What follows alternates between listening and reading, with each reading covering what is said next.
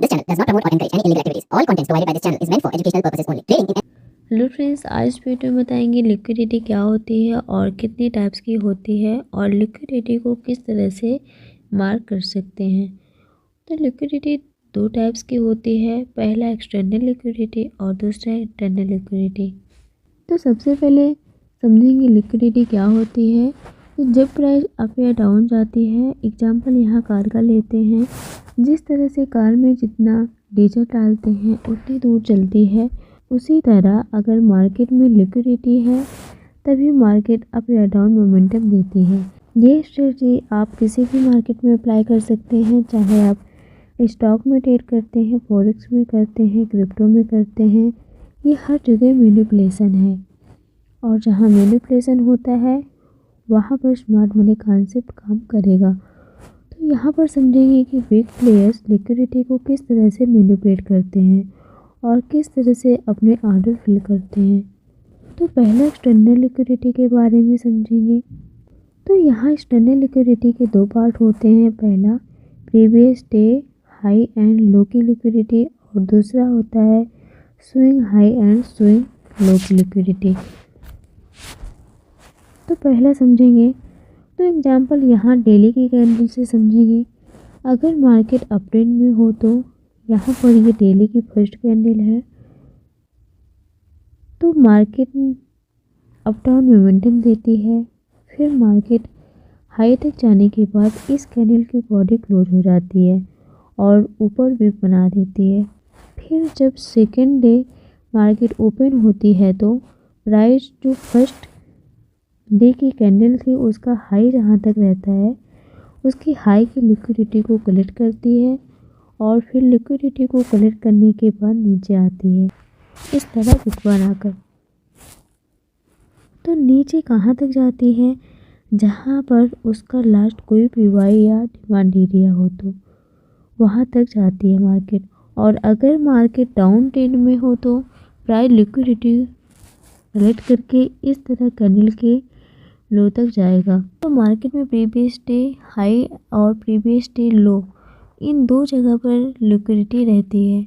तो यहाँ पर एक और एग्जांपल देखेंगे। अगर मार्केट अप ट्रेंड में है तो यहाँ पर एक कैंडल है प्रीवियस डे की, तो यहाँ कैंडल के हाई और लो दोनों जगह पर लिक्विडिटी रहती है। तो market some time gap up या गैप डाउन ओपन होती है, तो यहाँ पर मार्केट का ट्रेंड अप ट्रेंड है। तो यहाँ पर कैंडल की क्लोजिंग यहाँ पर हुई थी और नेक्स्ट डे जो कैंडल ओपन होती है वो गैप डाउन ओपन हो जाती है। गैप डाउन ओपन होने के बाद प्राइस डाउन जाती है और इसके लो की लिक्विडिटी कलेक्ट करती है। तो नीचे जाने के बाद फिर ऊपर जाती है, तो नीचे बिग बना देती है और फिर ऊपर जाती है।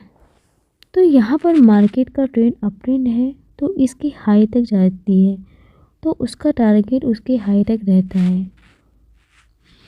उसके बाद अगर मार्केट का ट्रेंड डाउन ट्रेंड है तो प्राइस गैप डाउन में अगर कैंडल ओपन होती है तो प्राइस नीचे लो की लिक्विडिटी लेगी और लिक्विडिटी लेने के बाद प्राइस वहाँ तक जाएगी जहाँ पर कोई ऑर्डर ब्लॉक या फेयर वैल्यू गैप होगा छोटे टाइम फ्रेम पर,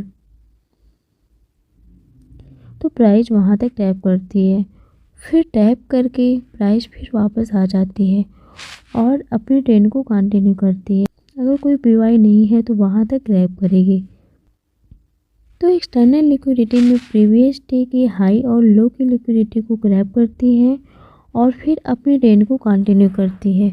अगर मार्केट अप ट्रेंड में है तो प्रीवियस डे के लो को ग्रैब करके अपसाइड में जाती है और अगर मार्केट डाउन ट्रेंड में है तो अगर प्रीवियस डे के लो को अगर ग्रैब भी करती है तो कोई पीवाई या कोई ऑर्डर ब्लॉक होगा वहाँ तक जाएगी, ज़्यादा ऊपर नहीं जाएगी। और अगर प्रीवियस डे की हाई की लिक्विडिटी ग्रैब होती है, तो अगर मार्केट का ट्रेंड डाउन ट्रेंड है तो हाई की लिक्विडिटी ग्रैब करने के बाद लो तक टारगेट रहता है। और अगर मार्केट का ट्रेंड अप ट्रेंड है और प्रीवियस डे की हाई की लिक्विडिटी ग्रैब करती है तो प्राइस उसकी लास्ट पे वाई तक जाएगी और फिर अपने ट्रेंड को कंटिन्यू करेगी। अब एग्जांपल चार्ट में समझेंगे। एग्जांपल यहाँ चार्ट में देखेंगे तो यहाँ पर डेली का टाइम फ्रेम है और मार्केट यहाँ पर एक डाउन ट्रेंड में है। उसके बाद ये जो कैंडल है ये 12 फरवरी की है, उसकी नेक्स्ट कैंडल जो है ये 13 फरवरी की है। तो यहाँ पर ये जो 12 फरवरी की कैंडल है इसका हाई यहाँ पर है। 13 फरवरी की कैंडल जो है इसकी हाई की लिक्विडिटी को यहाँ पे ग्रैब करती है। ग्रैब करने के बाद डाउन साइड पर आती है। तो जो इसकी लिक्विडिटी को यहाँ पे ग्रैब किया है तो यहाँ पर इस पॉइंट को यहाँ पर देखेंगे तो ये बॉक्स है जिसको मार्केट ने यहाँ पे ग्रैब किया है इसकी हाई की लिक्विडिटी को। तो इसी बॉक्स को आप छोटे टाइम फ्रेम पे देखेंगे 5 मिनट के टाइम फ्रेम में। यहाँ 5 मिनट के टाइम फ्रेम में देखेंगे तो ये 12 फरवरी की कैंडल यहाँ से स्टार्ट हुई है और उसके बाद यहाँ पर मार्केट ने क्लोजिंग दी है इस जगह पे। तो उसके बाद अब यहाँ पर ये देखते हैं कि मार्केट का ट्रेंड यहाँ पे इस तरीके से डाउन ट्रेंड आ रहा है। इस चीज़ को यहाँ पे आइडिया मानते हैं। इस चीज़ को जब मार्केट डाउन ट्रेंड में आती है तो इस चीज़ को यहाँ पर आइडिया मानते हैं,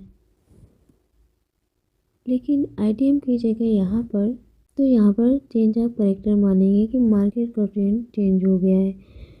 क्योंकि डेली के टाइम फ्रेम में देखेंगे तो मार्केट का ट्रेंड डाउन है, बट यहाँ पर मार्केट अब यहाँ पर इस तरीके से मार्केट यहाँ से अप साइड में जा रही है। अप साइड में क्यों जा रही है? क्योंकि मार्केट को डेली के टाइम फ्रेम में जो प्रीवियस डे की कैंडल है उसकी लिक्विडिटी को ग्रैब करना है, उसकी हाई की लिक्विडिटी को ग्रैब करना है। तो इस तरीके से यहाँ पर चेंज ऑफ करेक्टर मानेंगे। चेंज ऑफ करेक्टर मानने के बाद अब ये देखते हैं कि फेयर वैल्यू गैप के साथ अब ऑर्डर ब्लॉक को फाइंड करते हैं।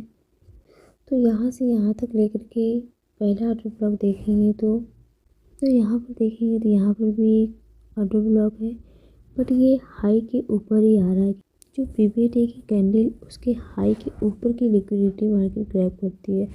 तो ये बिल्कुल उसके हाई पर, ये हाई का एरिया था मार्केट, उसके हाई पर ही ये ऑर्डर ब्लॉक आ रहा है। तो ये इतना वैलिड ऑर्डर ब्लॉक नहीं है। अब क्योंकि उसके ऊपर तक की लिक्विडिटी ग्रैब करने जाती है मार्केट, अब इसके ऊपर देखते हैं कौन सा ऑर्डर ब्लॉक है। तो उसके ऊपर देखेंगे तो ये एक order block, valid order block है। यहाँ पर फेयर वैल्यू गैप भी है। तो इस चीज़ को यहाँ पर, इस ऑर्डर ब्लॉक को यहाँ तक एक्सटेंड कर लेंगे आगे तक। तो वो हमारा एक ऑर्डर ब्लॉक है। तो इस तरीके से यहाँ तक हमने एक्सटेंड कर लिया। एक्सटेंड करने के बाद उसके बाद मार्केट अपसाइड में जाती है। अपसाइड में जाने के बाद जब ऑर्डर ब्लॉक को टैप करती है तो यहाँ पर हम ट्रेड को अपने प्लान करते हैं। तो जब ऑर्डर ब्लॉक को टैप करती है मार्केट, यहाँ पे सेल की एंट्री लेते हैं। सेल की एंट्री लेने के बाद स्टॉप लॉस इसके ऊपर रखेंगे, इस ऑर्डर ब्लॉक के ऊपर रखते हैं। और टारगेट अपना कहाँ तक रखेंगे तो उसके लिए डेली के टाइम फ्रेम में लिए यहाँ पर डेली का जो लो होता है वहाँ तक भी रख सकते हैं और उसके नीचे तक भी रख सकते हैं। क्योंकि मार्केट ने ऊपर जो प्रीवियस डे की कैंडल थी उसकी लिक्विडिटी को ग्रैब करके मार्केट सेल साइड पर आती है, तो उसके नीचे भी रख सकते हैं और उसके लो तक भी टारगेट अपना रख सकते हैं। तो इस तरीके से इसके लो तक टारगेट अपना रख सकते हैं या उसके नीचे तक भी रख सकते हैं। इसी तरह से प्रीवियस डे की हाई की लिक्विडिटी को ग्रैब करके सेल साइड पर आती है। ऐसे सेम अप ट्रेंड में भी मार्केट प्रीवियस डे की लो की लिक्विडिटी को ग्रैब करती है और ऑर्डर ब्लॉक को टैप करती है। उसके बाद फिर मार्केट अप साइड पर जाती है और इस तरीके से फाइंड करके ट्रेड को ले सकते हैं। अब दूसरा पार्ट समझेंगे स्विंग हाई और स्विंग लो की लिक्विडिटी क्या होती है। तो यहाँ पर मार्केट का ट्रेंड अप ट्रेंड है, ये आईडीएम हुआ, उसके बाद हायर हाई कंफर्म हुआ, फिर अगेन ब्रेक ऑफ स्ट्रक्चर हुआ तो हायर लो कंफर्म हो गया, फिर अगेन आईडीएम हुआ, हायर हाई कंफर्म हुआ और जब ब्रेक ऑफ स्ट्रक्चर हुआ तो हायर लो कंफर्म हो गया। तो यहाँ पर देखेंगे तो ये स्विंग हाई और swing low, higher high and higher low है। अब यहाँ पर मार्केट स्विंग हाई और स्विंग लो की लिक्विडिटी को किस तरह से मार्केट लेती है, जब मार्केट ब्रेक अप स्ट्रक्चर करती है। तो ब्रेक अप स्ट्रक्चर करने के बाद जो स्विंग हाई की लिक्विडिटी होती है उसे मार्केट कलेक्ट करती है, फिर मार्केट डाउन साइड पर आती है। फिर मार्केट पीओआई या ऑर्डर ब्लॉक को टैप करती है। टैप करने के बाद फिर ऊपर जाती है। तो ब्रेक अप स्ट्रक्चर के ऊपर जो लिक्विडिटी होती है उसे मार्केट कलेक्ट करती है और फिर नीचे आती है। तो ब्रेक अप स्ट्रक्चर होने पर बाय नहीं करना चाहिए। जब ब्रेक अप स्ट्रक्चर हो तो वहाँ से सेल करना चाहिए, और जब प्राइस पीओआई या ऑर्डर ब्लॉक को टैप करे तो वहाँ पर बाय की एंट्री लेना चाहिए। तो स्विंग हाई के ऊपर और स्विंग लो के नीचे बहुत सारी लिक्विडिटी होती है। तो मार्केट अप साइड में स्विंग हाई की लिक्विडिटी को कलेक्ट करके नीचे आती है, और फिर पीओआई या ऑर्डर ब्लॉक को टैप करके ऊपर जाती है, और जब ऑर्डर ब्लॉक को टैप करे तो बाय की एंट्री लेना चाहिए। और इसी तरह जब मार्केट डाउन ट्रेंड में होती है तो ये आईडीएम हुआ, उसके बाद लोअर लो कंफर्म हुआ, और जब ब्रेक अप स्ट्रक्चर हुआ तो लोअर लो कंफर्म हो गया। तो यहाँ पर ये स्विंग लो और स्विंग हाई है, लोअर हाई एंड लोअर लो। तो डाउन ट्रेंड में ब्रेक अप स्ट्रक्चर करने के बाद जो स्विंग लो की लिक्विडिटी होती है मार्केट उसे कलेक्ट करती है और फिर ऊपर जाती है, फिर अपने पीओआई या ऑर्डर ब्लॉक को टैप करके फिर नीचे आती है। तो ब्रेक अप स्ट्रक्चर के नीचे स्विंग लो पर जितनी लिक्विडिटी रहती है उसे प्राइस कलेक्ट करती है और फिर ऊपर जाती है। तो ब्रेक अप स्ट्रक्चर होने पर सेल नहीं करना चाहिए। ब्रेक अप स्ट्रक्चर होने के बाद बाय करना चाहिए। जब प्राइस अपने पीओआई या ऑर्डर ब्लॉक टैप करने जाए तो वहाँ से सेल करना चाहिए। तो अप ट्रेंड में हायर हाई के ऊपर लिक्विडिटी होती है और डाउन ट्रेंड में लोअर लो के नीचे लिक्विडिटी होती है। उसके बाद चेंज ऑफ करेक्टर होने पर किस तरह से लिक्विडिटी लेती है मार्केट। तो अगर मार्केट अप ट्रेंड में है तो चेंज ऑफ करेक्टर होता है, तो चेंज ऑफ करेक्टर होने के बाद मार्केट ऊपर आती है रिटेलर को ट्रैप करने। तो प्राइस कहाँ तक जाएगी, लेफ्ट साइड में देखते हैं कोई फेयर वैल्यू गैप या ऑर्डर ब्लॉक हो तो नीचे से टैप करके प्राइस अप साइड में जाती है, तो यहाँ पर बाय की एंट्री ले सकते हैं।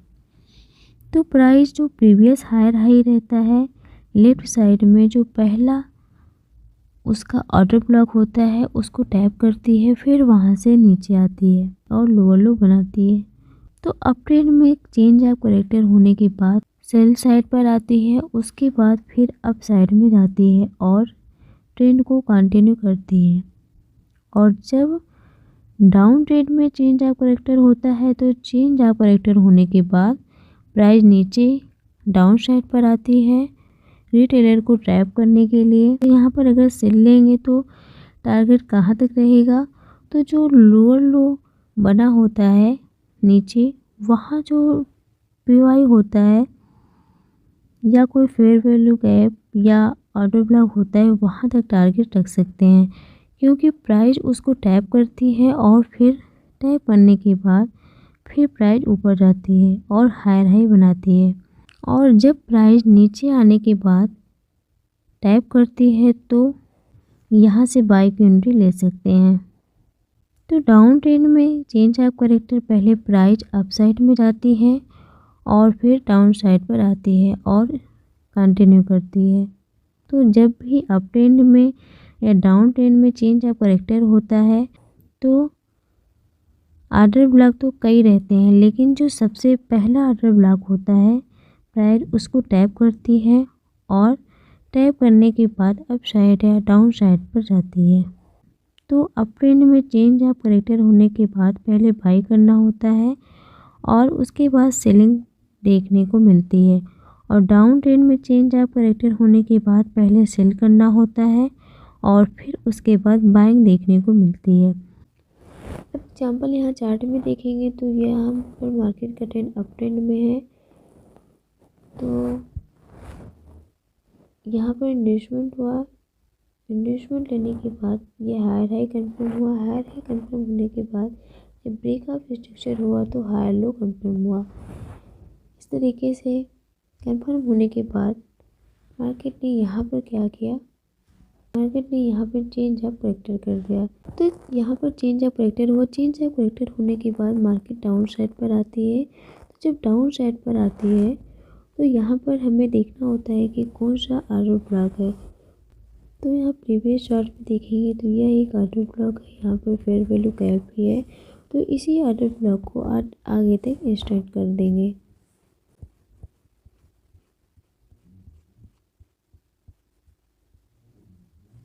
तो यहाँ तक एक्सटेंड करने के बाद अब जब मार्केट डाउन साइड पर आती है तो डाउन साइड पर आने के बाद तो जब मार्केट डाउन साइड पर आती है तो इस बॉक्स को हम छोटे वाले टाइम फ्रेम में देखते हैं। तो यहाँ लोअर टाइम फ्रेम 1 मिनट के टाइम फ्रेम में देखते हैं। तो यहाँ पर ये लोएस्ट पॉइंट हुआ। लोएस्ट पॉइंट होने के बाद तो ये लो पॉइंट हुआ। लो पॉइंट होने के बाद जो पहला स्विंग होता है वो आइडियम होता है। बट हम नीचे से यहाँ से बाई की एंट्री लेनी है तो यहाँ पर चेंज ऑफ करेक्टर मानेंगे कि मार्केट का ट्रेंड यहाँ पे चेंज हो गया। उस चेंज ऑफ करेक्टर होने के बाद अब ऑर्डर ब्लॉक को फाइंड करते हैं। तो यहाँ पर ये वाला ऑर्डर ब्लॉक है। तो चौक होने के बाद यहाँ पर ये वाला ऑर्डर ब्लॉक वैलिड है। यहाँ पर फेयर वैल्यू गैप भी है। तो इस तरीके से ऑर्डर ब्लॉक को मार्क करते हैं। मार्क करने के बाद जब मार्केट इसको टैप करने आती है तो यहाँ पर हम बाई की एंट्री ले सकते हैं।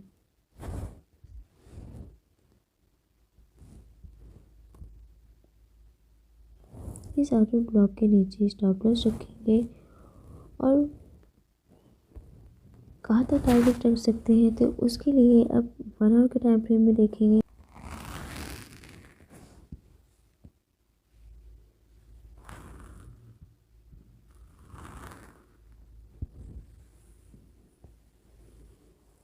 तो 1 आवर के टाइम फ्रेम में उसके बाद अपने टारगेट को जो स्ट्रीम वाला ऑर्डर ब्लॉक होगा वहाँ तक अपने टारगेट को रख सकते हैं। यहाँ पर मार्केट का ट्रेंड चेंज हो गया है। तो मार्केट का ट्रेंड चेंज होने के बाद मार्केट सेल साइड पर आएगी। तो मार्केट जब ऊपर जाती है तो फिर अब सेल की एंट्री के लिए अब इस एरिया पर यहाँ पर कोई ऑर्डर ब्लॉक है, फेयर वैल्यू गैप इस तरीके से यहाँ पर कोई मिलता है तो यहाँ पर सेल के लिए ट्रेड ले सकते हैं। तो मार्केट का ट्रेंड अब ट्रेंड से डाउन ट्रेंड में चेंज हो गया है। तो अब चेंज होने के बाद अब मार्केट जब ऊपर गई है, ऊपर जाने के बाद अब मार्केट नीचे आएगी क्योंकि मार्केट का ट्रेंड अप ट्रेंड से अब डाउन ट्रेंड में हो गया है। तो बाई की एंट्री लेने के बाद अब यहाँ पर कोई फेयर वैल्यू गैप या ऑर्डर ब्लॉक को फाइंड करके यहाँ से सेल की एंट्री ले सकते हैं क्योंकि अब मार्केट नीचे आएगी क्योंकि मार्केट का ट्रेंड चेंज हो गया है। और जब ब्रेक ऑफ स्ट्रक्चर स्वीप होता है और चेंज ऑफ करेक्टर स्वीप होता है तो ब्रेक ऑफ स्ट्रक्चर और चेंज ऑफ करेक्टर की लिक्विडिटी ग्रैब कैसे करती है मार्केट उस चीज़ को समझेंगे। तो सबसे पहले ब्रेक ऑफ स्ट्रक्चर की लिक्विडिटी को समझेंगे। तो जब प्राइस ऊपर जाती है और हायर हाई को ब्रेक करने के बाद कैंडल क्लोज नहीं होती है ऊपर, मतलब ब्रेक ऑफ स्ट्रक्चर नहीं होता है। मार्केट जाती तो है ऊपर लेकिन वापस एक बिग बनाकर नीचे कैंडल की क्लोजिंग दे देती है। तो ब्रेक ऑफ स्ट्रक्चर के ऊपर बॉडी क्लोज नहीं होती है। ब्रेक ऑफ स्ट्रक्चर की लिक्विडिटी होती है, उसको मार्केट ग्रैब करती है। तो इसे ब्रेक ऑफ स्ट्रक्चर स्वीप बोलते हैं। उसके बाद प्राइस डाउन साइड पर मोमेंटम देती है। तो अगर ब्रेक ऑफ स्ट्रक्चर की लिक्विडिटी ग्रैब होने के बाद वहाँ से सेल की एंट्री लेते हैं तो टारगेट नीचे पीवाई तक रख सकते हैं। अब दूसरा चेंज ऑफ करेक्टर स्वीप क्या होता है। चेंज ऑफ करेक्टर की लिक्विडिटी को किस तरह से मार्केट ग्रैब करती है।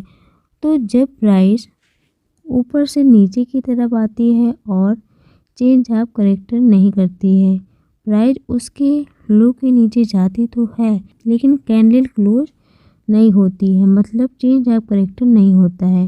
और फिर नीचे जाने के बाद प्राइस बिग बनाकर वापस ऊपर आ जाती है और कैंडल ऊपर क्लोज कर देती है। तो इस कैंडल को IFC कैंडल बोलते हैं।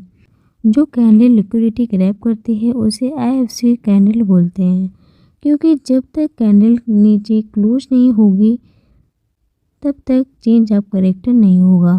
तो जो चेंज ऑफ कैरेक्टर की लिक्विडिटी होती है मार्केट सारी करेक्ट करती है, तो इसे चेंज ऑफ कैरेक्टर स्विप बोलते हैं। उसके बाद प्राइस अपसाइड में मोमेंटम देती है। तो अगर चेंज ऑफ कैरेक्टर की लिक्विडिटी स्विप होने पर अगर बाय की एंट्री लेते हैं तो टारगेट उसके PY तक रख सकते हैं। ये ज़्यादातर तब देखने को मिलता है जब कोई ऑर्डर ब्लॉक या फेयर वैल्यू गैप नहीं होता है। तो IDM लेने के बाद उस समय चेंज ऑफ कैरेक्टर की लिक्विडिटी ग्रैब करती है और फिर अपसाइड पर जाती है। तो इस तरह से अपसाइड में ब्रेक ऑफ स्ट्रक्चर और चेंज ऑफ कैरेक्टर स्विप होता है, और इसी तरह डाउन साइड पर भी होता है। तो यहाँ पर ब्रेक ऑफ स्ट्रक्चर स्विप कैसे होता है, तो प्राइस ऊपर से नीचे की तरफ जाती है और लोअर लो को ब्रेक करने के बाद कैंडल क्लोजिंग नहीं होती है, तो ब्रेक ऑफ स्ट्रक्चर नहीं होता है वहाँ पर, और प्राइस वापस एक ब्रेक बनाकर उसके ऊपर क्लोज हो जाती है। तो इस तरह ब्रेक ऑफ स्ट्रक्चर की लिक्विडिटी स्विप होती है, और ब्रेक ऑफ स्ट्रक्चर की लिक्विडिटी लेने के बाद प्राइस अपसाइड पर जाती है, PY तक टारगेट होता है।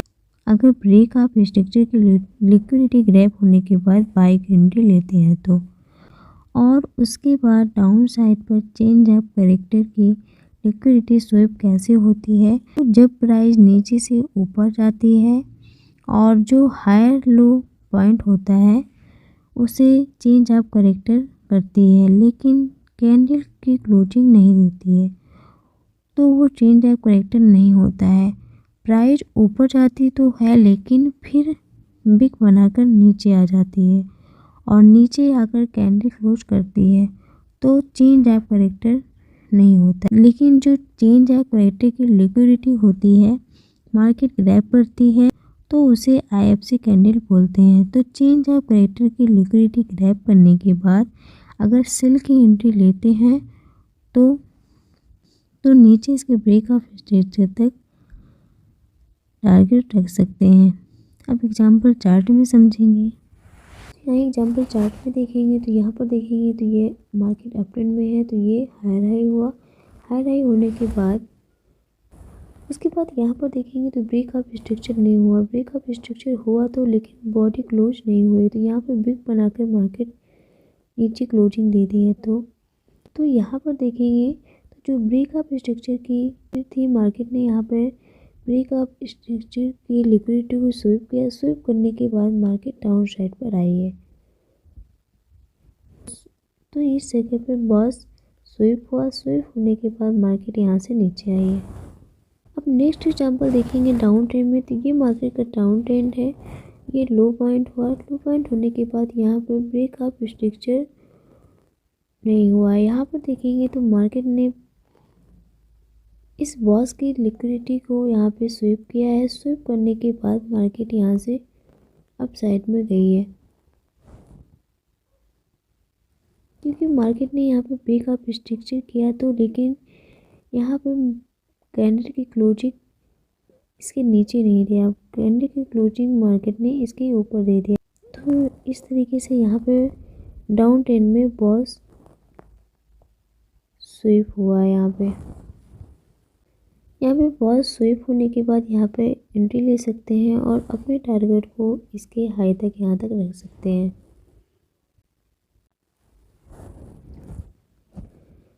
बॉस डाउन ट्रेंड में बॉस स्विप होने के बाद यहाँ पर एंट्री ले सकते हैं और फिर टारगेट को इसके हाई तक यहाँ तक रख सकते हैं। डाउन ट्रेंड में बॉस स्विप होने पर यहाँ पर बाई की एंट्री ले सकते हैं और अपने टारगेट को यहाँ तक रख सकते हैं, इसके हाई तक।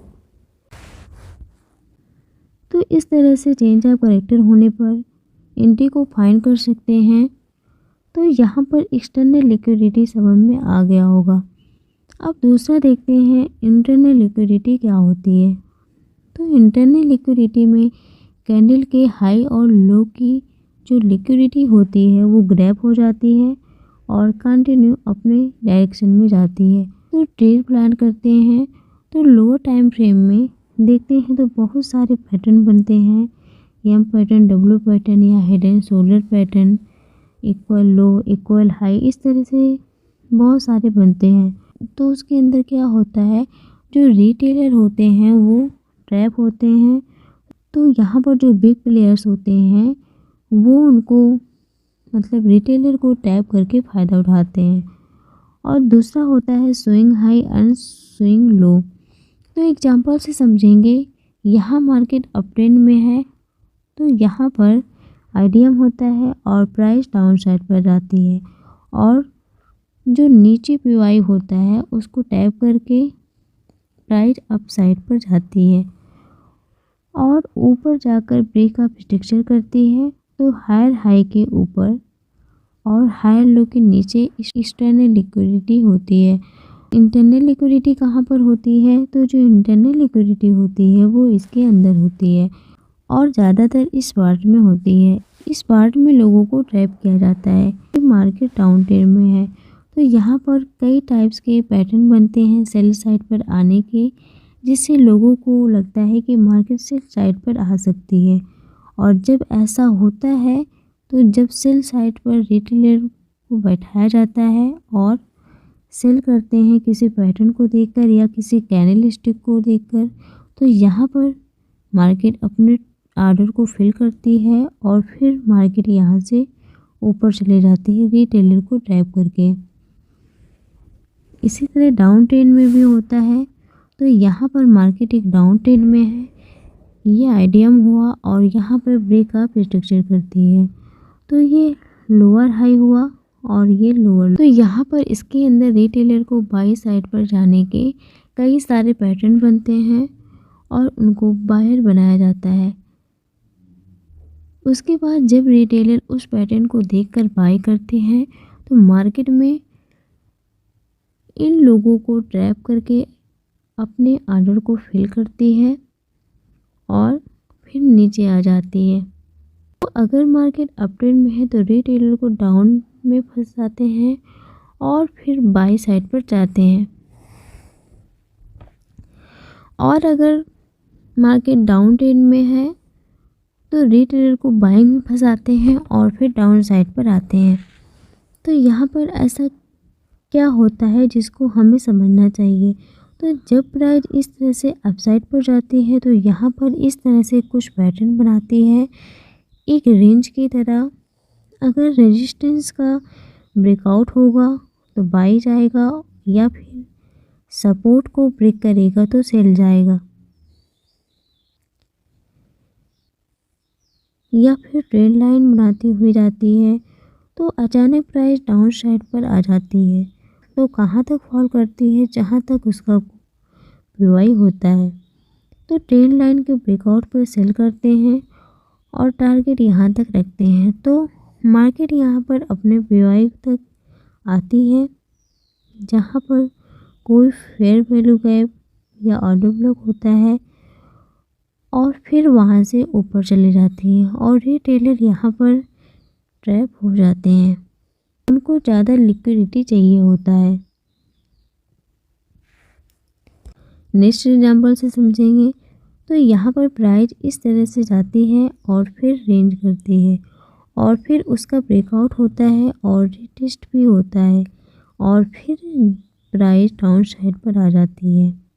तो पहले मार्केट यहाँ पर बायर्स को ट्रैप करती है और फिर सेलर्स को ट्रैप करती है और फिर मार्केट अपने पीवाई या ऑर्डर ब्लॉक पर जाती है, ट्रैप करती है। ट्रैप करने के बाद फिर से ऊपर चले जाती है क्योंकि लोगों को ये पता होता है कि डब्ल्यू पैटर्न या वेज पैटर्न या ट्रेड लाइन, तो लोग उसकी बेस पर ट्रेड ले लेते हैं और मार्केट ट्रैप करके उनके अगेंस्ट चली जाती है। तो ये सब पैटर्न वर्क करते हैं बट 10 में से 2 या 3 बार और उसके बाद फेल हो जाते हैं। अगर 2 या 3 बार वर्क नहीं करेगा तो रिटेलर इसमें विश्वास नहीं करेंगे। तो इसी तरह से रिटेलर को मार्केट में ट्रैप करती है। अब एग्जाम्पल चार्ट में समझेंगे। एग्जाम्पल यहाँ पर देखेंगे तो यह एक ट्रेड लाइन है। जैसे ट्रेड लाइन का ब्रेकडाउन होता है, ब्रेकडाउन होने के बाद जब रीटेस्ट करने जाती है तो मार्केट यहाँ पर, तो लोग यहाँ पर एंट्री लेते हैं और स्टॉप लॉस इस ट्रेड लाइन के ऊपर रखते हैं। तो मार्केट क्या करती है, मार्केट ऊपर जाती है। ऊपर जाने के बाद स्टॉप लॉस को कलेक्ट करती है, रिटेलर को ट्रैप करने के बाद फिर अगेन मार्केट डाउन साइड पर आती है। तो यहाँ पर रिटेलर को ट्रैप किया, ट्रैप करने के बाद स्टॉप लॉस को कलेक्ट करने के बाद फिर मार्केट नीचे आती है। तो यहाँ पर रिटेलर को ट्रैप करके सारे स्टॉप लॉस को कलेक्ट करके मार्केट नीचे आती है। नीचे आने के बाद फिर अप साइड में जाती है। उसके बाद नेक्स्ट एग्जाम्पल देखेंगे तो यहाँ पर एक ट्रेड लाइन को ड्रा किया है। ड्रा करने के बाद जब मार्केट इस ट्रेड लाइन को ब्रेकआउट करती है तो लोग यहाँ पर एंट्री लेते हैं और स्टॉप लॉस इस ट्रेड लाइन के नीचे रखते हैं। तो मार्केट क्या करती है, मार्केट डाउन साइड पर आती है। डाउन साइड पर कहाँ तक आती है, अपने प्रीवियस ऑर्डर ब्लॉक को टैप करने। जब प्रीवियस ऑर्डर ब्लॉक को टैप करती है, टैप करने के बाद फिर मार्केट यहाँ से ऊपर जाती है। तो इस तरह से रिटेलर को ट्रैप किया जाता है।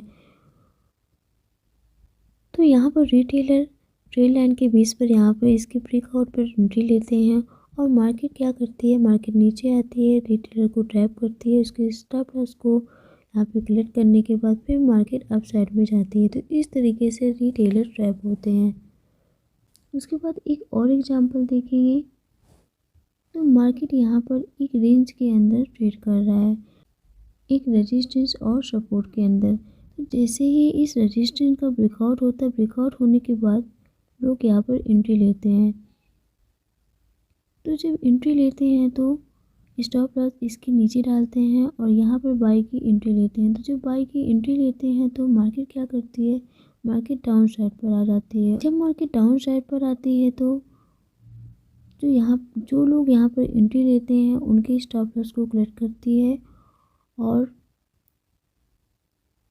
उनको ट्रैप करने के बाद मार्केट फिर डाउन साइड पर कहाँ तक आती है, तो मार्केट कहाँ तक आती है, अपने प्रीवियस ऑर्डर ब्लॉक को टैप करने। यहाँ पर देखेंगे तो यहाँ पर एक प्रॉपर ऑर्डर ब्लॉक है और फेयर वैल्यू गैप भी है यहाँ पर। तो इस तरीके से मार्केट ने ऑर्डर ब्लॉक को टैप किया और यहाँ से अप साइड में गई है। तो यहाँ पर जब ऑर्डर ब्लॉक को टैप करती है तो यहाँ पर बाई की एंट्री लेते हैं और स्टॉप लॉस इस ऑर्डर ब्लॉक के नीचे रखते हैं और अपने टारगेट को प्रीवियस हाई तक रख सकते हैं। इसी तरह से लिक्विडिटी को ग्रैब करती है और रिटेलर को ट्रैप करके मार्केट अपने प्रीवियस ऑर्डर ब्लॉक को टैप करती है। टैप करने के बाद अप साइड या डाउन साइड पर जाती है। तो इसी तरह से रिटेलर ट्रैप होते हैं।